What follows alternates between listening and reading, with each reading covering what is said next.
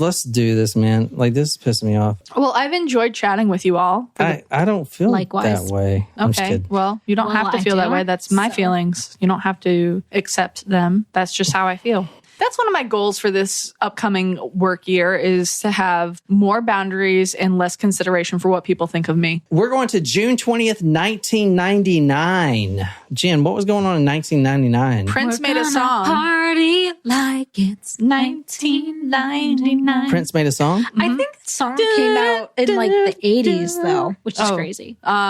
2000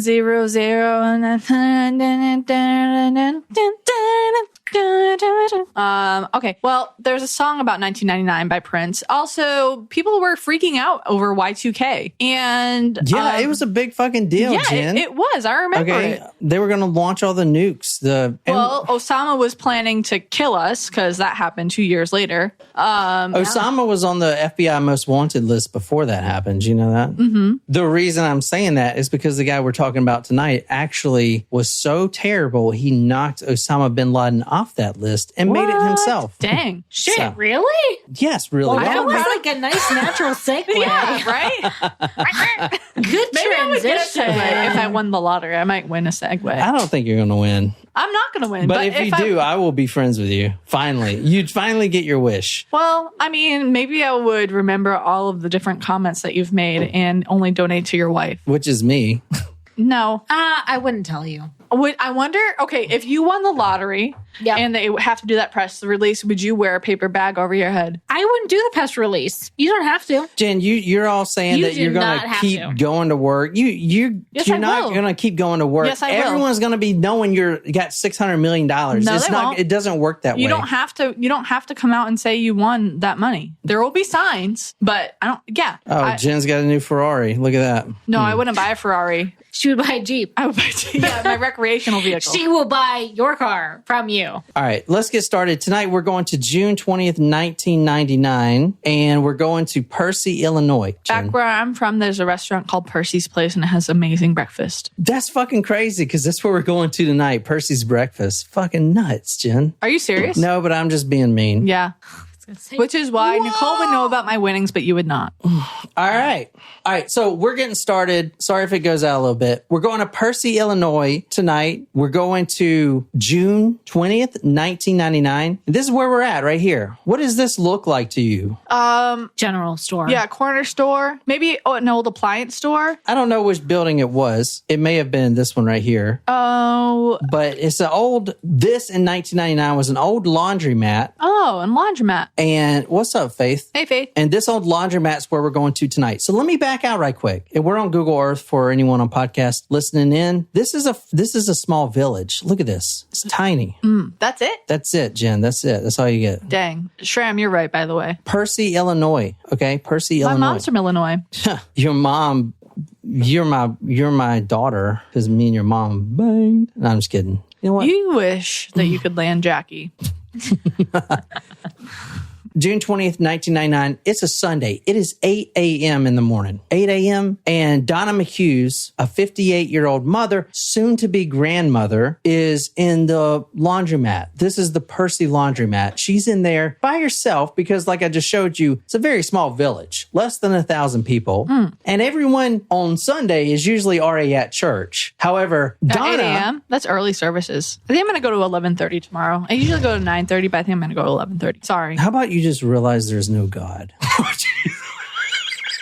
I hope your parents hear that one. I don't like that. I don't. I hope you realize there is one and you repent. No. Donna McHughes, she's a 58-year-old mother, happy mother, soon to be grandmother. Now, she is going to church later today. Her service starts at 10:30. So she is getting ahead by doing her laundry early. Her dirty laundry? Yeah, her laundry early, and only then will she go to church. Now, as you're going to hear, Donna is extremely involved in church. And when she is in the laundromat, that's what she's thinking. She's already getting revved up to go. She's already humming Amazing Grace to herself, and she's just doing laundry. Also, keep in mind that the crime rate in Percy, Illinois, since it's such a small town, is basically non-existent. Donna likes to pull... 0.001%. Donna likes to pull in around back. and the door is wider there. She brings laundry from her whole family, and the owner, Wayne, doesn't really mind because, like I said, there's no crime, so the doors are always unlocked, always open. So we're at the Percy laundromat, 8:30 a.m. Is it a 24/7 laundry? I don't think so. I think they close late at night, but I'm not sure. It's no longer there, I'll tell you that. So the machines are quiet. She's the only one in there. 8:30 a.m. in the morning. Quiet outside. You saw the street. No one's there. Even today, there's less than 1,000 people that live there. Very small village. No DoorDash there. There's no restaurants there. Actually, there's one Mexican cantina there that I saw that's right by that place. But the only sound in that laundromat is... whirring of the laundry machines? No, there's no machines going. It's quiet. She is humming. She's humming Amazing Grace. How sweet the sound that saved a wretch like me. Another sound, drip, drip, drip. There's a leaky faucet. Drip, drip, drip. See, I would have used that to remix my Amazing Grace. Amazing Grace, how sweet, drip the sound, drip that saved, drip a wretch, drip like me. Drip, drip, drip, drip. That's just how my brain operates. That's how I like my women. Drip, drip. Ew. Like more of like a syphilis drip. Can you stop it? Can you? Donna drops a quarter. Now remember, this is a 58-year-old soon-to-be grandmother. She drops a quarter. She's in there humming by herself. The quarter hits the floor. Ding! Shit. Being kind of older, she has to kind of brace herself to get down a little bit. She picks it up off the chipped linoleum floor and she leans back up and she's just having a good time. She's getting this done. She's got to make church service and she's still got to go home. She's got a lot on her mind, but she is in a great place. Great place. Her life is beautiful. Her daughter is beautiful and she's just very happy. This quarter drops. She bends down and she picks it up. Now she is facing the machine. Okay, the laundry machine. And to her left, Jim, please pay attention. To her left is the front entrance of the laundromat. Y'all are about to piss me the fuck off. To her left is the entrance to the laundromat. I'm paying attention. I'm looking at the camera. Drip, drip, drip. To her left is the entrance to the laundromat. She is facing the machine. She just picks up this quarter. She puts it in the little slot. She puts her thumb on the little lever to go and push it in. And then her peripheral vision catches something that spooks her. Ooh, something sinister. Now, this is 8:30 in the morning. Keep in mind. It's not her direct vision. She doesn't dare to look directly at what she sees, but she does see a silhouette. Before even the silhouette registers into her vision and then the neurons hit her brain, okay, there's a silhouette. Before that even happens, her body sends this sense of dread that flushes over her. A sense of fight or flight. Oh. A sense of everything stops, adrenaline spikes. The only thing that matters is this thing to the left of my vision. In my peripheral, I can't even see it, but I'm not daring to look at it. She's not going to dare look at this thing. That's like if Nicole entered my peripheral. Finally, she gets the courage to turn her head to see the silhouette. The reason she is so creeped out is because the silhouette is in the window. A laundromat, like I showed you, they have these big windows. Right. So you can see all the machines. Yeah. And that it's busy and that you should do your laundry there. Because not everyone has a laundry machine in 1999. Actually, most people probably do. Jen, a lot of people don't have it now just because you're privileged. A lot of people don't. When I was in Afghanistan, how they wash their clothes? How? In the river. The same river that I peed and pooped in the whole time I was there. Why? Because you were too shy to go in the stall? What stall? What stall? Like the Katrine or what it can latrine? Latrine. Canteen and latrine are very different. Jen, I lived on a mountain for about 4 months. Where do you think? Do you think they have businesses up there? No, I just thought that there was like a bathroom hole that people would in use. A mountain filled with IEDs. I don't. So here we go, Jen. Bringing all these memories back. You did this to yourself. All right. Oh, I saved this country for yourself? You did. You saved this country. All right, Jen. How many times Can I say have your other warm beer? Or your shot that you're not going to drink. Yeah, give her. Niquiz never drinks beer. Give her a beer. I want her to celebrate with us. No, with you. All right. Finally, she gets the courage. She knows she has to look. So she just does it. She turns her head and that's when she sees it. A man looking into the window. Not going like this, like, oh, what do I see? Maybe I can steal some quarters, trying to look in. This man is still. And she doesn't see his facial features or anything because like a lot of killers that we study on this podcast something about the eyes. Ooh, dead inside? So a few things here. Number one, there's a glass separating her from this maniac and a wooden door, which he'll have to push open. She is kind of at the back of the laundromat. Like I said, she comes in from the back because the door's wider. And so she's kind of at the back. But you saw the Google Earth. The back is what? Not even 50 feet away? Give or take. Her senses are now heightened. She does not want or cannot let this man out of her sight. No. But she knows she has to see him straight on. So finally she turns her head and her eyes connect with the eyes of her stalker. Oh. Those eyes held a quality that was not entirely human, something wicked and demonic lurking beneath the surface, making her shiver in fright. There were twin black holes, infinite and terrifying, filled with a darkness that seemed to crawl and wriggle with unspeakable horrors. Twin black holes. We've talked about eyes like that before. These killers had those. Like Ted Bundy had those. His are nice and blue, the Zac Efron. And if you can not look at his six-pack, or at his unibrow, they engulf you. You cannot not look at these eyes, but his were black, twin black holes, dark as night, and there was nothing inside. This man was at the window staring at this 58-year-old doting mother, about to be grandmother, as she was about to push this lever into her laundry machine. Twin black holes. She was trapped in his gaze like a predatory cat salivating over its next meal. I'm getting a little verbose with this. I know. Mm-hmm. Donna McHughes, she is now heightened in senses. Now, keep in mind, she's wearing her church garb. She's about to go to church 10:30. And a little bit about her worshiping routine. She was there every Sunday and Wednesday for services. She always sat on the third pew, not at the very front, but from the front, the third pew, because she didn't want to come off as try hard, but she didn't want to sit at the back row because she kind of occasionally wanted to catch the preacher's eye. What I'm trying to say is she knows her religion, her Christianity, more than probably anyone else in the sleepy town of Percy, Illinois. And the reason I say that is because she has heard details and details and details from the good book about what a demon truly looks like. She's never seen a devil, but those eyes washed over her a sense of pure dread. She knew she was dealing with some kind of demon. She's trying to remain calm at this point. And if she was a little younger, she would freak out, but she's 58, so she kind of knows what to do. She doesn't want to take off running because she knows he'll just chase him. She knows he's there for her. That's the only reason he's there. So she is thanking God that she parked right outside the back door, and she starts slowly just kind of walking that way. But now she notices that this man at the window with these eyes, he's starting to match her pace. He's starting to walk towards the door. Don't run, Donna. Don't run. He will catch you. She's fiddling with her keys in her pocket. I've got to get to my car. I've got to. At this point, she's humming Amazing Grace, trying to get her strength, trying to get her courage. And she is just, this is her moment. Either she lives or dies at this moment. Soon that front door swings open, breaking off its lower hinge, and she lets out a terrible yelp.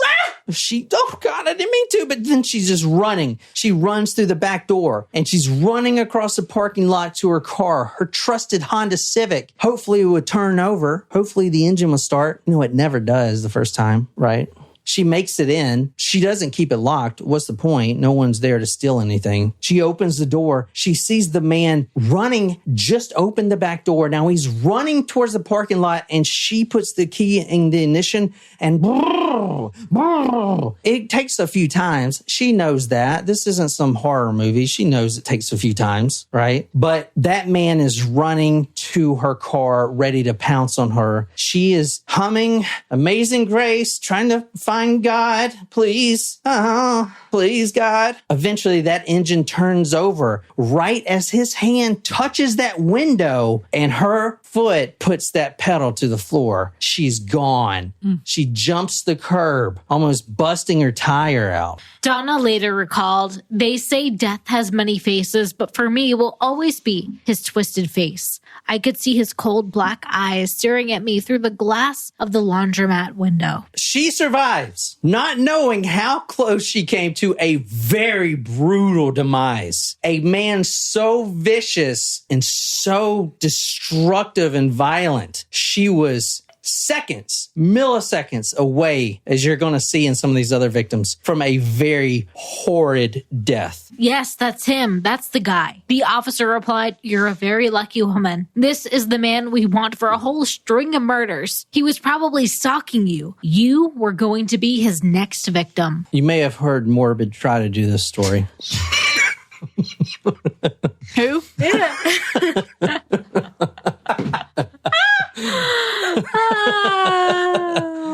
I've never listened to that podcast. Me neither. Well, I don't listen to anybody. I don't listen to podcasts except for ours. Is that weird? Like, it just kind of... No, you're just a fucking True. narcissist. What up, No, that's my Oregonian sister. 503? What? Oregonian Thug! He always thinks that this is not actually live. Let's see what he asks It's us. not fucking live. This is pre-recorded. I'm just kidding. That's exactly what he says. All Thank right. you, Martin. That was June 20th. Was that not scary? Creepy? Creepy as fuck. This was Yes. 8:30 in the morning, and she knew that this guy was going to do horrible things to her at 8:30 in the morning in a laundromat. What kind of guy would do this? Some creep. A guy that has most likely killed about 80 people before he was finally caught. Dang. So that was June 20th when I'm starting. Let's go 2 weeks prior. Let's talk about someone who actually meets him firsthand. And to do this, let's go to Houston, Texas. Wow, he's traveled a bit. Yeah. That's kind of weird, right? Yeah. Because the story started in where, Jen? Illinois. Percy, What? Illinois. Town of less than 1,000 people. You think I don't pay attention, but I do. Yeah, you do. I do. Yeah, you do. Here's where we're at tonight. This is Houston, Texas, 6900 block of Van Eaton Street, and it's a duplex, so I'm thinking it's this one right here, maybe. But this is the neighborhood. It's actually a pretty nice neighborhood that we're going to tonight. Now, this is also kind of in the middle of nowhere. I mean, let's back out a little bit, right? I mean, more people than the other one, but... Yeah. So this house is on the street, and yeah, I mean, it's a normal house. It's where we're going to tonight. 2 weeks prior, nothing special about this. A 26-year-old teacher, Jen. 26-year-old teacher. This is her. Can you describe her? She looks like she still has hope for the future, which is not common among teachers of today. That is depressing. Well, it's true. You got to pay your educators. Teachers get treated like shit. I'm not a teacher, but I am in the education field, and teachers get shat on so much. We're not responsible for raising your children, but people make it think that we are. You know what? You need to raise your kids at home, and for the parents that do, thank you. For the parents that put it on the teachers, you need to do better. Jen, here's the thing. They're never going to pay you more unless y'all get other jobs. It's a supply and demand thing. Why would they pay you more when there's plenty of people that would be teachers? There aren't, though. There's a mass exodus of the teaching profession. And that's how it should be. That's how you get to be paid more. Well, it's not working, especially in where we're located. I'm glad I'm not a teacher. I'm glad that I have the degrees that I have, because if I didn't and if I was a teacher, I'd be fucked. I'm not saying I make a lot, because the education system where we're at is also fucked. But I mean, that's what it is. If you're in there to enrich the lives of young people, you get a gold star. Actually, you get 12 gold stars, not 10, but 12. And you know what? I appreciate you. But if you are not in the education field and you don't understand why this is a problem, then you need to get educated. Because we're trying to build the youth of our nation, build them up, teach them things. But you know what? We can't do it under the demands. There's more demands. There are more and more and more each year. And that's not even for teachers. I'm just talking from a school counselor perspective. June 4th, 1999. This is Friday, 2 weeks prior. Tonight we're talking about a teacher. I just showed her to you, Noemi Dominguez, a 26-year-old teacher. She was a teacher at the Benjamin Franklin Elementary School, but she may return. But she actually is going to get her master's degree. So she is on cloud nine. She had saved up some money, and now she is pursuing her master's degree, hopefully to get, more pay as a teacher. But either way, she loves her job, and she's the sweetest person in the world. Dominguez, described as the sweetest, nicest, nicest teacher, a darling who went the extra mile, recently had left her job at Franklin Elementary to complete her master's degree. She loves the home she's living in, but the only problem she has with it is, as you saw in the Google Earth, she's right next to the train railroad, which I grew up sort of near a railroad, about 100 yards away from it. So I know how that feeling is. It does kind of shake your house a little bit, and it is kind of annoying, but you do get used to it. Either way, she would like to move. She has 8 siblings, and she's the worried one. In fact, her younger sister, Brenda, would always hear the same thing. Brenda, the world is dangerous out there. I think you should get new locks on your house. Maybe you should move back in with Dad. I'm just really worried about you. They were best friends, and they were actually supposed to meet the next day. Now, this is a Friday night, and she had been up for the last few hours. From what I've seen in my research, she's about to publish a children's book teaching Japanese. So she's actually writing Japanese symbols. I guess she's fluent. And her and Brenda, her sister, that's what they were going to meet up tomorrow. They were going to finish this book, and I'm sure it would have been amazing. 11 p.m. goes by. She lays down for bed. Another train passes, rumbles her home. It's kind of quiet though. The train does kind of lull her to sleep a little bit. Now, the next day when her brother finds her body, I will say the crime scene was disgusting and violent. And honestly, we don't know if she was alive during the attack, but whoever came into her home had some rage, anger. It was overkill. And like I said, we don't know if she was alive during the attack. All we know is that the pickaxe that was used on her head had entered her brain in her forehead as she laid on her bed with such a speed and aggression that the tip of that pickaxe had traveled through and out the other side. Oh. It was violent. It was unspeakable. I can't even find words for it. It was terrible. A pickaxe that she had in her garage. I don't know why she would have a pickaxe, but there was her pickaxe. This man, she didn't even know he was there until maybe she saw his silhouette. He must be a soft walker.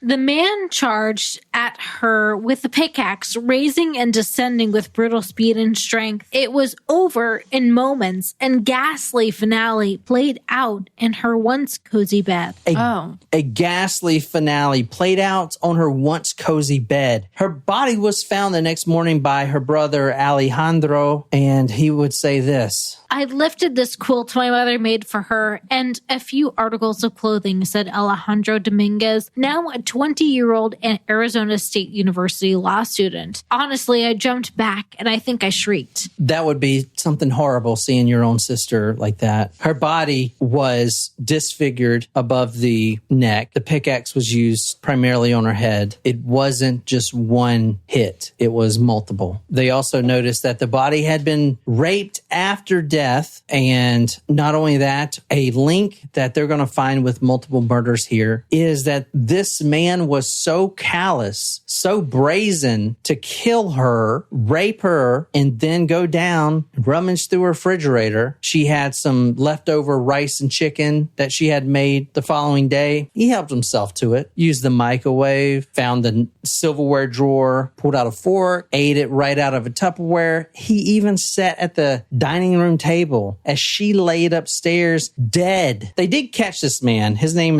last name is Ramirez. Oh, okay. And they did notice some pentagrams on the wall. Your white whale, your second white whale. Are we going there? Huh? Are we doing this? Are we doing this? Who wants to take a guess on who this killer is tonight? Would it be, are you asking me or that, Nicole? Oh, Nicole or Nicole.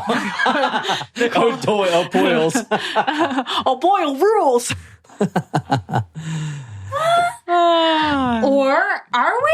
Because you're getting everybody very excited. Oh, well, you know me. I like to get you guys all ramped up and then break you down. Tonight, we're talking about Angel Resendez Ramirez, who did draw pentagrams on the victim's walls, but only because he was modeling after Richard Ramirez. Which is true. So his name is... Fuck you guys, man. I feel like you have to do Richard Ramirez next, then. Oh, boy. It is alleged that Angel. No. Are you drunk? No, she's reading it with the apostrophe.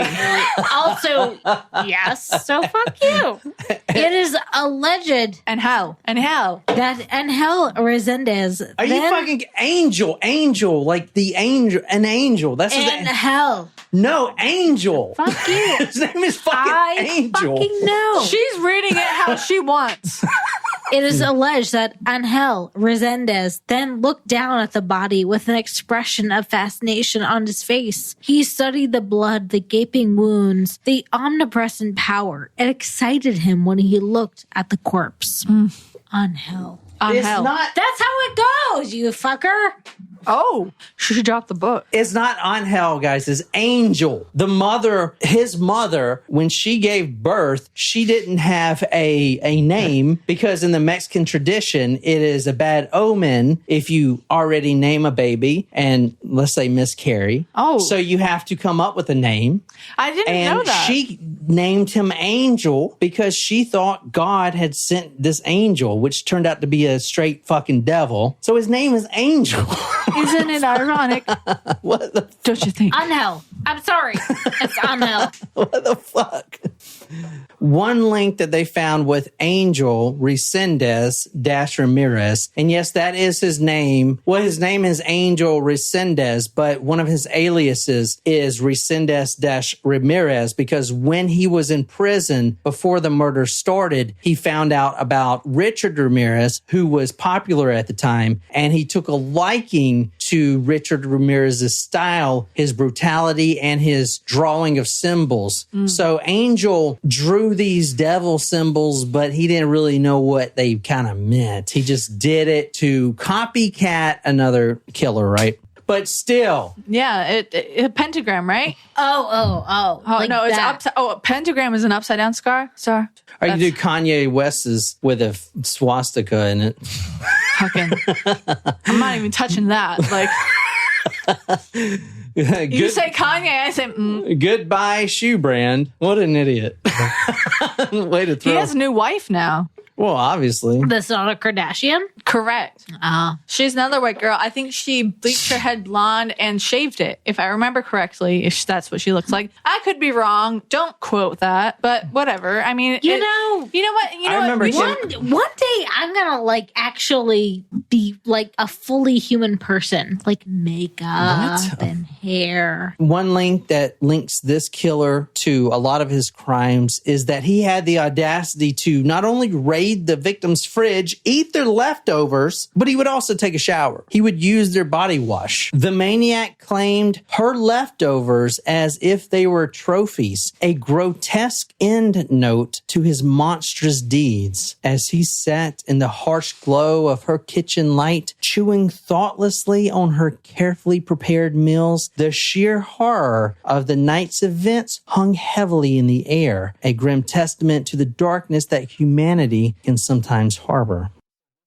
We are reading from a book, and I'm going to tell you what book we are reading from in a second. We're reading from 2 books tonight, but I don't want to give away something. So Angel next takes her Honda Civic. The keys were easily found on her dresser, and I mean, honestly, it's not like she's going to need it anymore. Angel steals the Honda Civic, and he starts to drive for several hours. He ends up close to a community near Weimar, Texas, where a 73-year-old Josephine Konvicka had been long asleep because it's now 3 a.m. This is her right here. So wait, hold on a second. Are you telling me that he's going to steal this woman's car that he just bludgeoned to death with an ice pick? One lunatic, one ice pick. He takes out that ice pick, brings it with him into her Honda Civic, which he steals, drives 3 hours, and ends up at a 73-year-old grandmother's house who lives on a farm. She has a nice yellow style barn, big yellow doors, very country, cows, pigs, chickens, and no one ever goes there. Let me show you where he drove here. So this is where he's going to go to next. You see, this is way out in the country. It's off the main road, but there's no one around. And you see, just like all the other murder homes, it's been blurred out.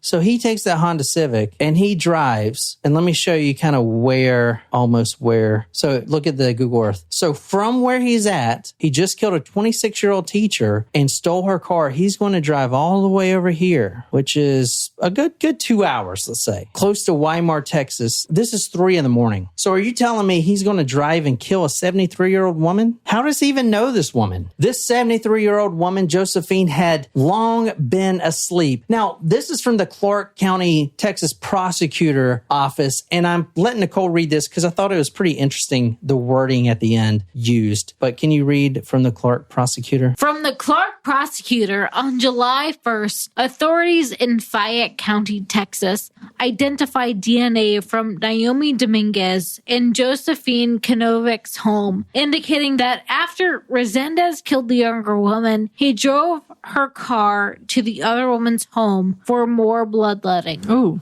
For more bloodletting. He drove her car to the other woman's home for more bloodletting.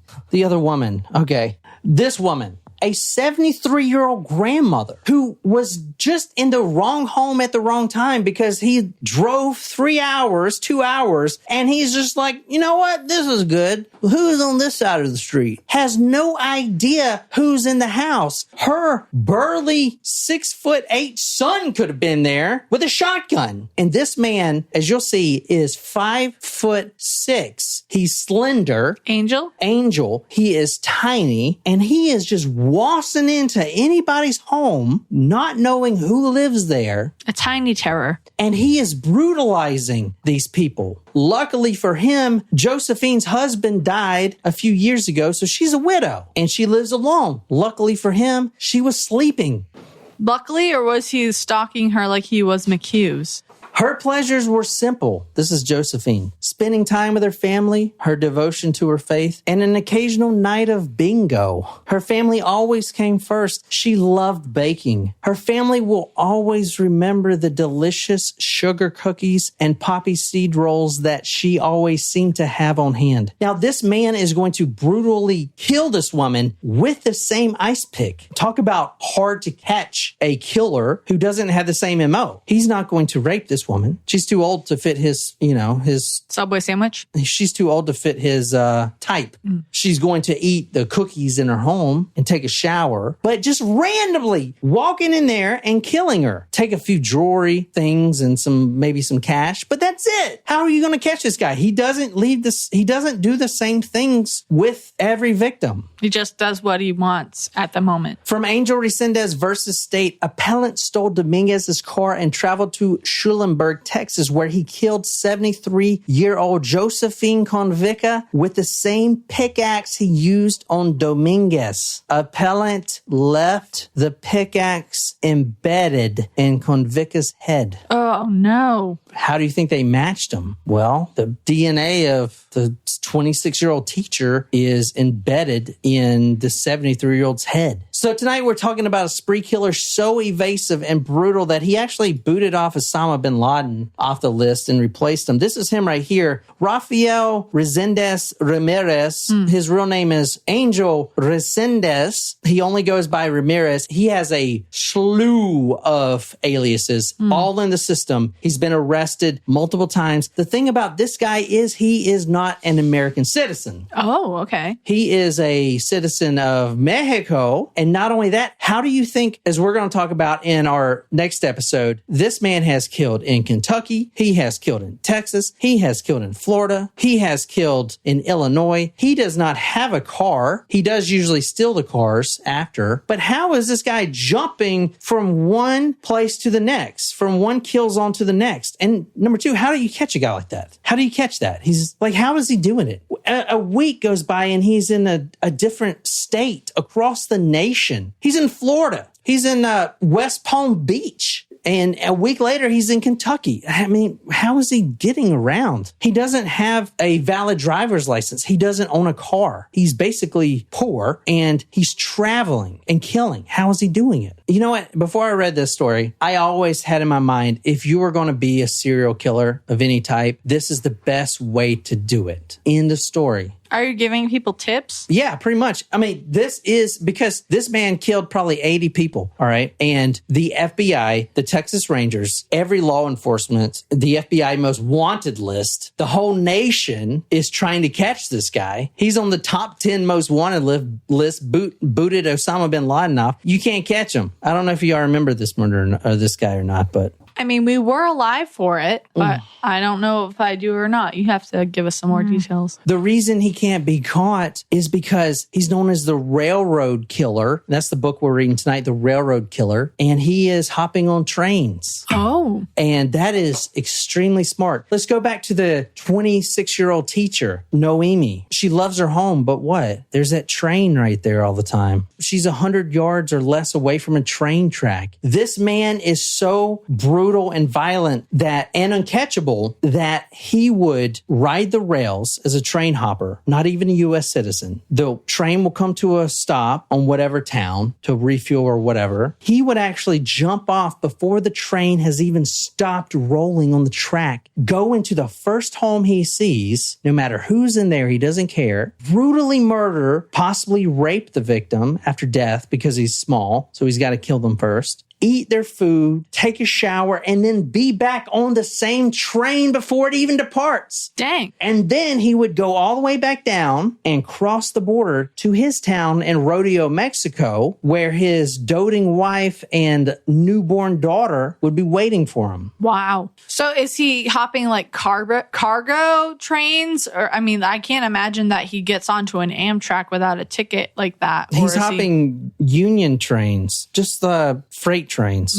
So that is a crazy story, and we're going to finish it up next week, because it's been too long. But I want to stop this episode August 28, 1997. This is 2 years before. Now, this is crazy right here. All right, so here's where I'm taking you right now. This is 2 years before. I'm going to stop it in the middle of this, just to let you know. But this is Edison Drive. This is in the University of Kentucky. And what do we have here? What is this? A train track, right? So University of Kentucky, Edison Drive. Oh, wow. This is a light bulb company that's no longer in business. I guess why they call it Edison Drive. But it's August 28th, 1997. This is 2 years before all those brutal murders I'm talking about. This man is known as a spree killer. So yeah, about 80 murders. They think they can connect them to about 20 that he's done, but there are a lot more that they can't connect him to that he might have done. Plus, there could be copycat killers out there. And you know what a copycat killer is, right?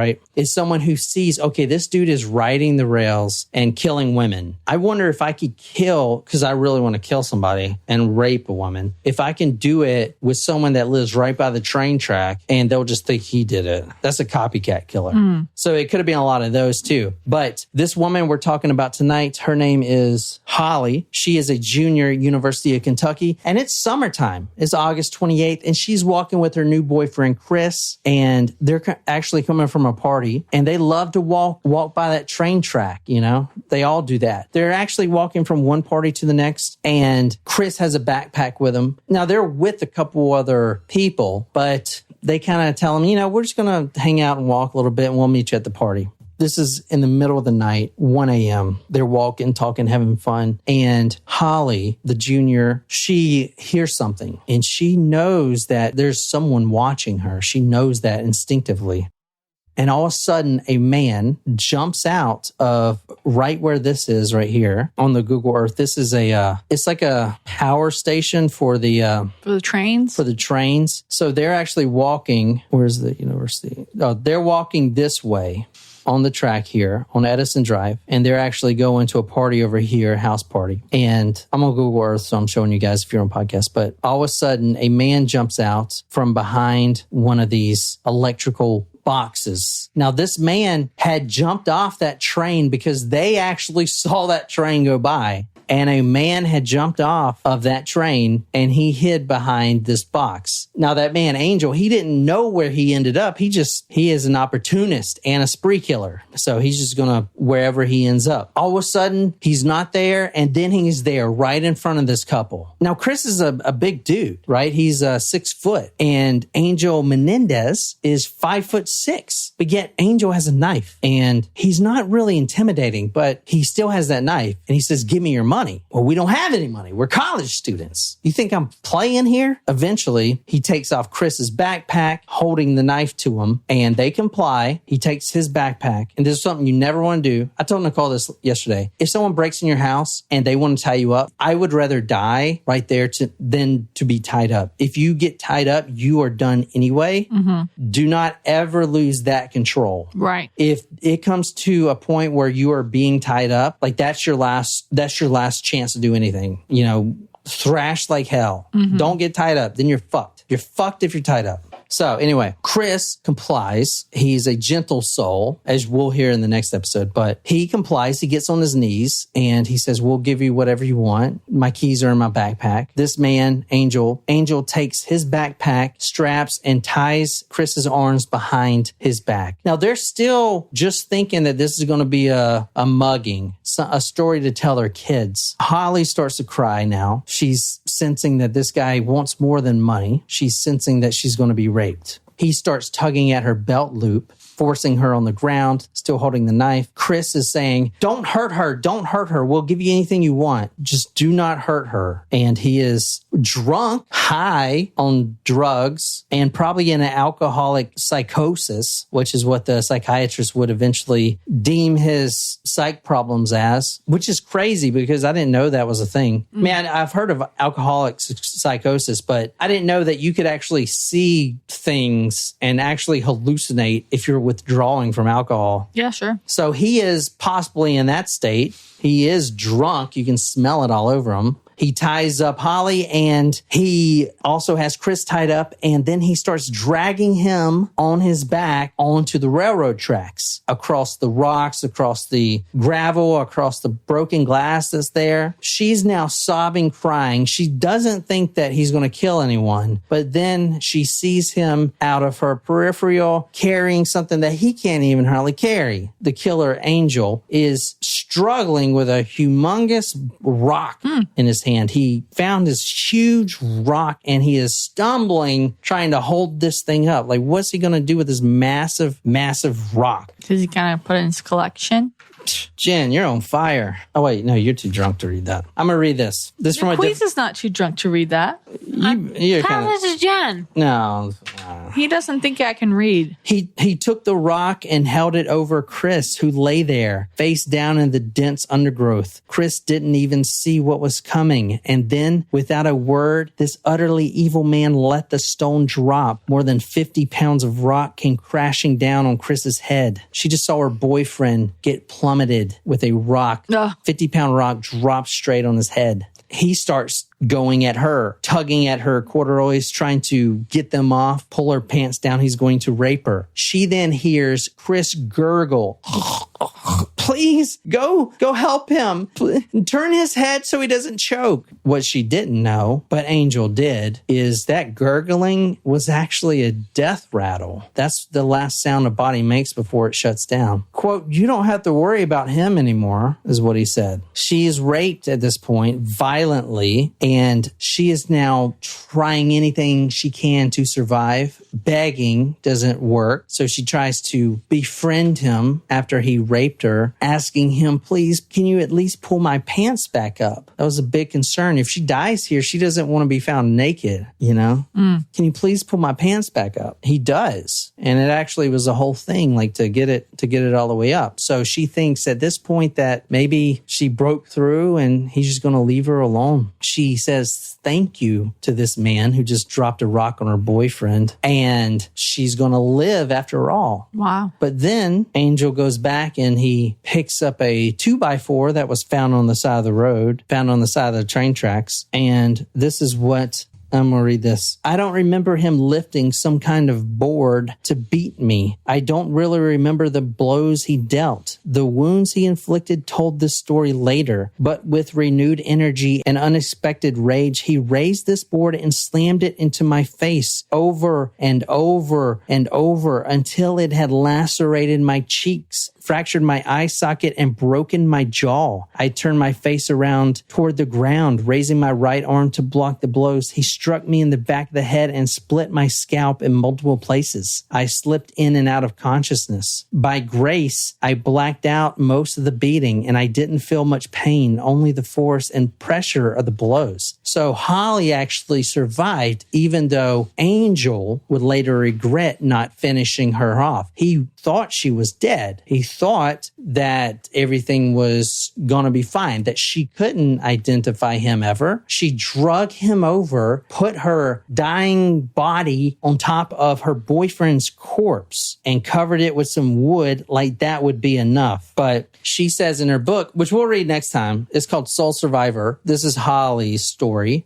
about the first murder that Angel's committed that we'll do in the next episode. It's going to be 2 episodes. Okay. But like Holly says, I'm going to remember your face, your scars, your tattoos, and I'm not going to forget, because if I live through this, I will get you. Good for her. She actually lived through. So we're going to go over her story, that whole situation, detail by detail in the next one. But I hope you guys enjoyed that. That was the Railroad Killer. We're going to talk about his background. He is a very vicious man who lives two different lives, a loving, doting husband and teacher to small children in Mexico, and a brutal rapist and murderer in the U.S. And he has been arrested multiple times. He was even let go by INS before some of the worst murders. He's been traveling on the rails his whole life. He knows them by the back of his hand, and he is known as the Railroad Killer. I don't know. What do you guys think? I mean, I'm glad she survived and lived to tell the tale. I'm very interested in seeing what she has to say next episode. So I know it's kind of long, but I hope you guys like that. We'll finish it up next episode. I'll tell you all about him. It's weird because he has such a hate for Americans, which is why you see the intense violence he puts on them. So it's only across the border where he only kills across the border, yeah. Personality. In his small town of Rodeo, Mexico, he is one of the most respected people in the town. He's a teacher. He works with nuns in a Catholic school teaching children how to read. I mean, and he is a brutal, brutal man. So he's literally living a double life. He is an angel and a devil. Yeah. So that is who we're talking about. It's only going to be one more episode, but I do want to get her story out the way because it's a great story, or it's a very compelling story. Plus, I can do it better than Morbid did. But that's all I got on this one. And we'll be back. Nicole and I will be back this week to finish it up. I still haven't released all the Gary Heidnick stories, so I'm kind of still behind. But that's all I got. So hope you guys enjoyed it. Until next time, good night, you lovely, lovely people.